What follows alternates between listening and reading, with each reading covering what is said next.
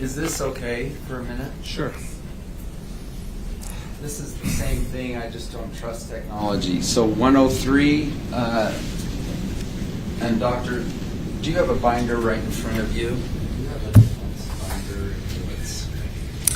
Yeah. May I approach? Oh, can you see it right here? Yes. Oh, the monitor. It threw us the first week that the monitor wasn't working. Can we do the first third?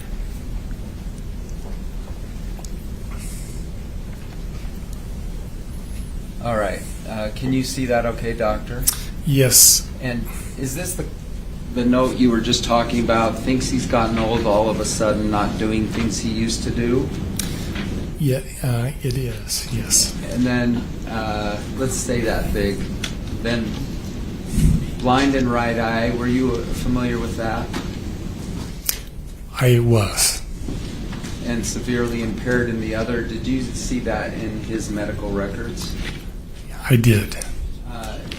Did you see evidence that he walked into walls before the incident? Yes. He would ask people standing on the right side of his field of vision to move so that he could see them.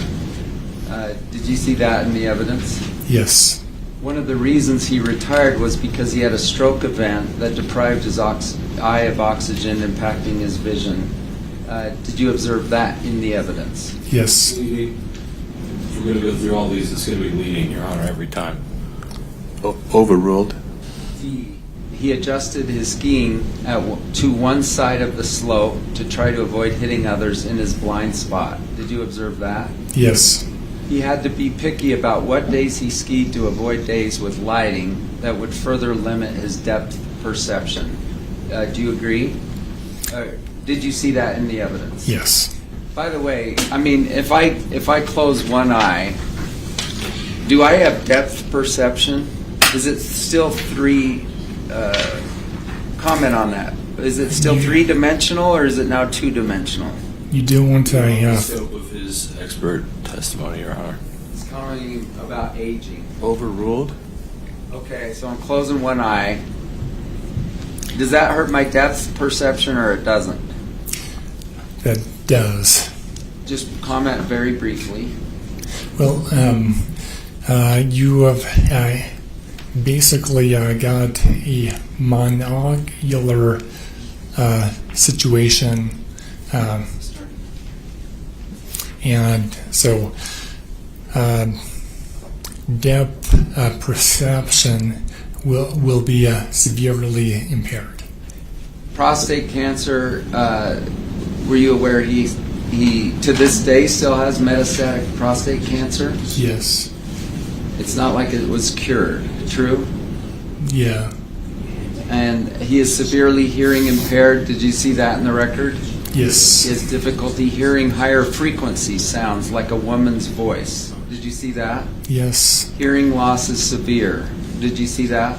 Yes. Heart palpitations. Did you see reference to that? Yes. And he was on two heart medicines, just prior to the ski collision, 2 blood pressure meds for his heart. Yes. Is that related to the palpitations, or are those high blood pressure issues separate from the palpitations? So they can be related to the heart. They can be related to anxiety. Okay.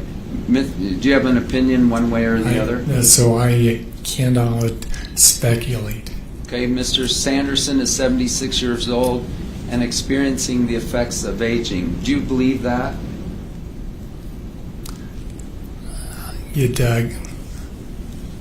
We all are. Is that a yes? Yes. Microvascular disease, we talked about that. Moderate diffuse volume loss atrophy. Brain volume decreasing. Did you note that he had that prior to the ski collision? So I read it on the report. Yes. Okay. And what does that mean? Do our brains all shrink as we age? Yes. some more than others. And Talk about Mr. Sanderson, please. brain atrophy can be caused by a number of factors. Okay. Comment on Mr. Sanderson, please. What do we know? Why did he have that before the ski collision? We don't. Speculation. That's I what don't I'm know why he asking. had it before. I'm Oh, asking if he knows it. Overruled? Tell us if you know why he had it. I don't. It's a vague symptom finding, and it could be caused by a number of things. Commonly, people who drink alcohol excessively commonly have brain atrophy, but there are a number of other causes. Did you see any evidence in the VA record that he sometimes drinks more than 6 drinks a night? I did. And did you see the advice from his providers was, don't do that anymore. I did. We want you to abstain from alcohol. Yes? Overruled. I did see that. Yes. All right. We're going to move faster here. By the way, it says moderate volume loss. So mild, moderate, severe, are those sort of the 3 categories? Yes. And that's referring to the MRI in 2009. Retinal artery occlusion. We talked about that. That's the eye thing. And clotting in arteries delivering blood to brain. Is there anything you want to comment that you haven't talked about on that issue, number 9?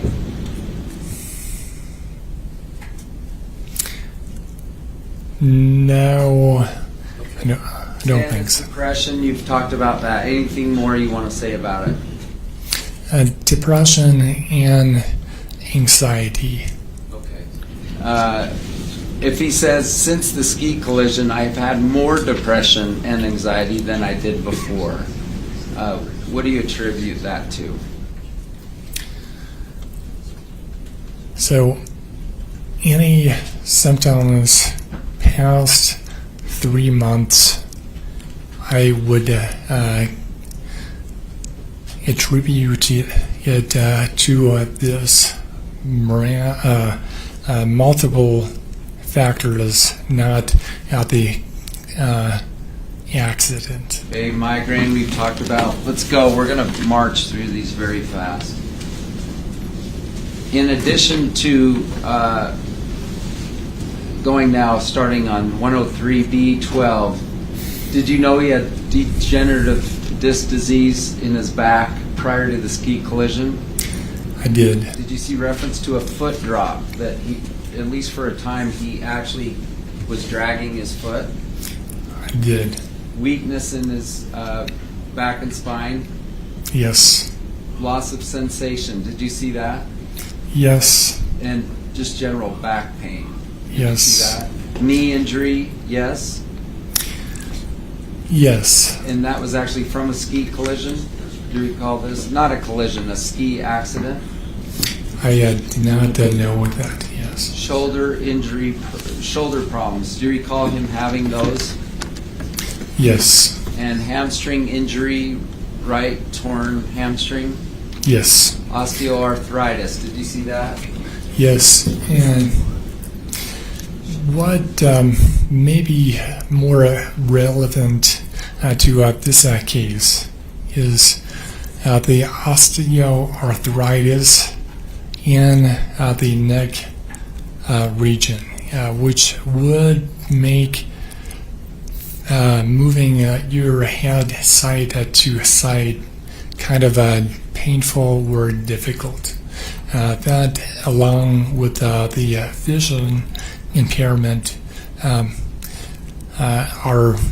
I think, relevant. All right. My partners here are telling me I should wind up. Can you at least look at insomnia, respiratory problems, poor male sexual reproductive health, lower urinary tract issues, kidney problems, hypercholesterolemia, weight gain, and restless legs? Are those all conditions you saw in his pre-collision medical records? Yeah. Why are these things important when we're talking about aging? It is a long list. Some of these conditions are more relevant than others. Fair enough.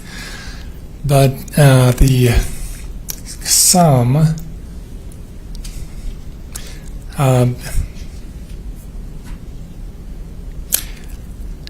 indicates that he is 76, and with 76-year-olds, sometimes I have multiple medical conditions like this. And these are all pre-collision events, right? Pre-collision conditions. Yes. And what does that tell you in terms of his aging, like at 69?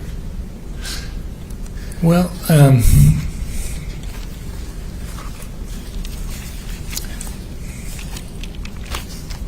That he was? so like I said before, we all are. Aging. Yes. And so in terms of the brain as an organ, we talk about brain reserve, and we talk about cognitive reserve. Brain reserve tends to go down and down, starting at around age 25. It goes down faster with time and aging. Okay. Cognitive reserve indicates that the patient's ability to cope, adapt, be resilient, and find effective workarounds for that brain decline, which we all are undergoing at various stages. Let me conclude here. They're about to stand up and criticize you for not personally meeting with the patient. Did you personally meet with Mr. Sanderson? No. And what did his actual treating providers at the University of Utah, or excuse me, the VA, Veterans Administration people, what did they show on all their neuro-psych testing? So I did not press to actually meet and examine the plaintiff because I think it would be a kind of a condescending to him and also to me to go over a totally normal physical exam as the medical doctors at the VA had well documented records. And they documented high, average to superior in essentially all categories. Leading, sustained. Can you comment on their findings in terms of some kind of graph? So I think you're referring to the neuro-psych test. Correct. Just give us, and then I'm sitting down, give us a couple, 2 sentences on that, would you? So a neuro-psych test is really like an MRI of the actual mind and its function. And what was it as to Mr. Sanderson after the collision? He had 3 neuro-psych tests, and it was superior to above average. Thank you. And Those are all my questions. Thanks. We'll take a short recess right now. Thank you.